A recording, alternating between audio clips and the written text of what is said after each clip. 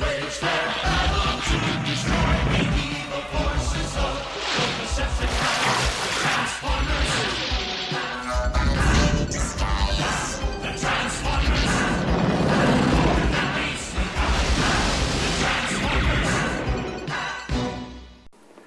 Welcome, ladies and gentlemen, to another exciting edition of Transformers Reviews. Well, today, guys, I'm happy to give you guys a look back at a particular Beast Wars figure named as Dinobot.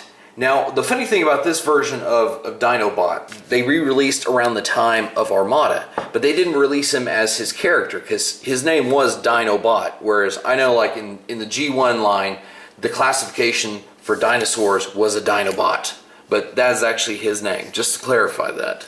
Speaking of G1 Dinobots, what they did was they gave him this kind of wicked silver and red paint job with little bits of gold, and they slapped a Autobot logo on his head and basically said, hey, this is an updated version of the G1 Grimlock. I typically just use him as who this mold was intended for. So as you can kind of see, you know, it's a pretty good facsimile for a Velociraptor. And I truly do like that. It's really cool. And one of the things about his articulation is this becomes his arms in robot mode. So due to that fact, he has a lot of flexibility and posability that you can get out of his dinosaur legs. Now his little raptor arms here are on ball and socket joints. However, that actually does provide a great range of motion, and later in transformation actually helps to get them out of the way. Other than that, really, all you get motion-wise is his mouth here as he's talking. Now, there's an elephant in the room, even though we're looking at a raptor, and that's the fact that I'm sure everybody can notice he has his legs very visible on the underside. And the way that he was designed, from certain angles, it's meant to kind of help fill out the bottom of the raptor belly. And I'll admit, you know, to a degree, it's hard to deny, especially when you're looking at it like this with his feet up here by his neck. You know, I'll admit, by today's standards, you know, a lot of people would criticize that, but back in, oh gosh, what was that, 94, 95, somewhere around there, this was actually quite an improvement from the days whenever G1 Dinobots were all you had. So, trust me, this, in its day and age, was pretty good. And even though today's standards are a lot better, I still like it. I want to show you guys a little bit of a comparison. You kind of saw him real quickly, but here he is with the Power of the Prime Slag. And we'll go ahead and compare him with another Power of the Prime's Velociraptor. Let's go ahead and do one more little dino comparison here, even though I don't like this particular Titan Master vehicle. But that kind of gives you an idea. If anybody actually looks for this mold, I will tell you this. You notice here on the tip of his tail, that silver, you know, it's nice, it ties in.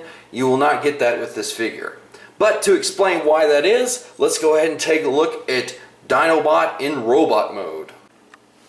Okay guys, here is old Chopperface in his robot mode. Now one of the things I want to go ahead and mention right off the bat is I was just talking about the sword. Well, if you look at this, this is actually the sword that Dinobot came with, because whenever he was re-released, regulations had changed. So they not only shortened it by one length, but also it's that very flimsy plastic, which this is where the sword is stored in beast mode, because this is actually his tail. And if we look, if you put in the sword, when you close up the tail, you see that link, as you just saw in beast mode, it's missing. You can see the tip of it. But like I said, they went ahead and shortened it. So overall, that's why I like this sword a little bit better, because unlike the flimsy plastic, you can see this is more of a rigid plastic. It doesn't have barely any give, and the fact that it is longer. Now in regards to his Dinobot Rotor Weapon, this is one of his signature weapons, aside from his sword in the show, was this kind of like a rotor blade thing, which all you do is you just press in that button right there, and it spins, and you can, you know, have it beating up the head of Waspinator or whoever, you know, you want to have imposed against. Now, the one complaint that I have about this figure, and it's with any of these versions of Dinobot, is if you can see, he has the holes in his hands. Unlike modern day figures, which use the 5mm peg hole to hold weapons, he can't do that. I mean, you can kind of place it in there, but his hands only close to a certain point. Plus, you can see that it just looks like it could very easily just kind of come out. So for these guys, you do have to go ahead and plug them in the fist, which does make them hold the weapons in kind of a weird fashion. But with this one, the funny thing is it actually works for his rotor weapon, because that's actually how he held it in the show. So I guess it's really only weird for the sword.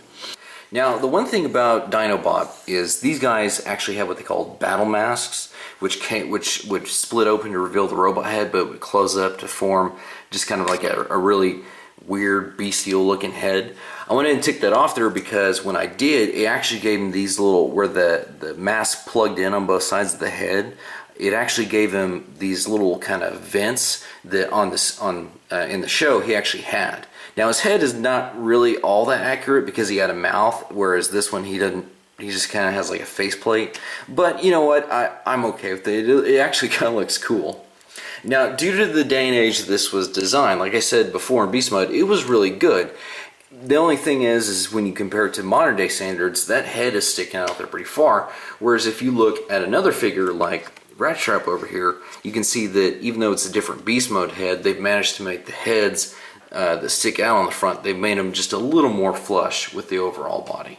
And since we got Rat Trap out here, you can kind of see as they were really, they would never have admitted it in the show, but they were really good friends, especially that was shown during Dinobot's death scene. Spoilers if you hadn't seen Beast Wars. But this is not actually a good size scale. Dinobot was a lot bigger and Rat Trap was a lot smaller, whereas you can see they're both deluxes and they're about the same size. But if you want to go ahead and see Dinobot with a more modern day, well, I mean, Rat Trap's pretty modern day. You can kind of see how he scales with these deluxe guys here. And just to give you a little bit more idea, here is Slash from Power of the Primes.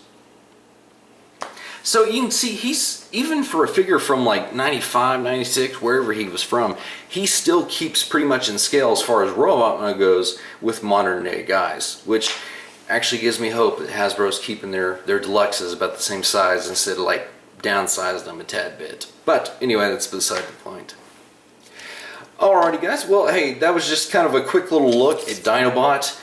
He's one of my favorite characters from Beast Wars. And anyway guys, until next time, there's really nothing else to say, but I hope to see you guys in another review.